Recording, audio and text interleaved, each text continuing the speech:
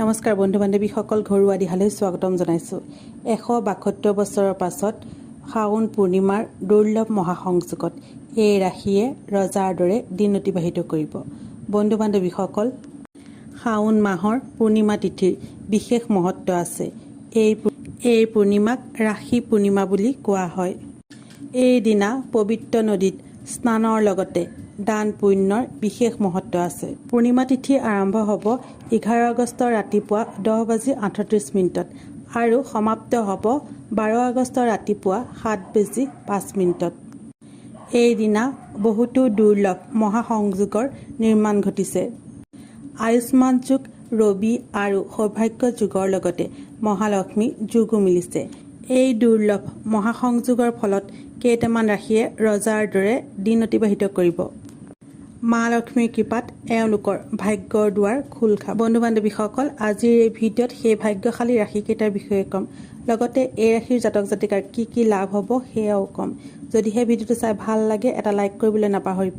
ঘৰুৱা দিহা চেনেলটো যদি প্ৰথমবাৰলৈ চাইছে চেনেলটো ছাবস্ক্ৰাইব কৰি ল'ব আৰু কাষতে থকা বেল আইকনটো প্ৰেছ কৰি দিব, যাতে আহিব লগা নতুন নতুন ভিডিঅ'বোৰ প্ৰথমেই চাব পাৰে। তেনেহ'লে পলম নকৰি প্ৰথমেই জানি লোৱা আহক এইকেইটা ৰাশিৰ কি কি লাভ হ'ব। মা লক্ষ্মীৰ কৃপাত এই ৰাশিৰ জীৱন সম্পূৰ্ণৰূপে সলনি হ'ব।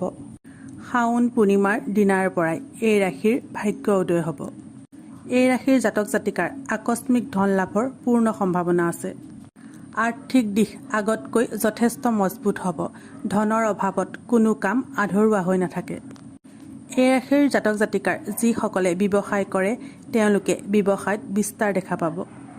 যদিহে আপুনি কোনো নতুন ব্যৱসায় আৰম্ভ কৰিম বুলি ভাবিছে, এয়া অতি উত্তম সময়। এই ৰাশিৰ জাতক জাতিকাৰ যিসকলে চৰকাৰী চাকৰি বিচাৰি আছে তেওঁলোকে চৰকাৰী চাকৰি পোৱাৰ পূৰ্ণ সম্ভাৱনা আছে। যদিহে আপোনাৰ পৰিয়ালত কোনো সমস্যাই দেখা দিছে তেন্তে সেই সমস্যাও দূৰ হ'ব।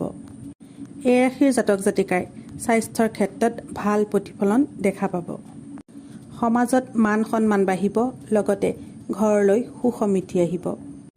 আপোনাৰ এনে কোনো কাম যি বহু চেষ্টা কৰাৰ পাছতো সফল হ'ব পৰা নাছিল, তেনে কাম মা লক্ষ্মীৰ কৃপাত সফলতাৰে পূৰ্ণ হোৱা দেখা পাব, যাৰ বাবে এই সময়ছোৱাত আপোনাৰ মন প্ৰসন্ন হৈ থাকিব।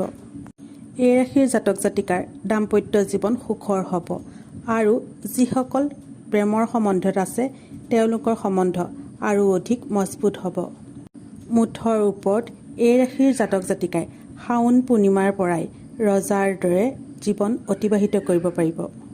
কেৱল মাত্ৰ যিকোনো কাম আৰম্ভ কৰাৰ আগতে এবাৰ হ'লেও মা লক্ষ্মীক স্মৰণ কৰিব।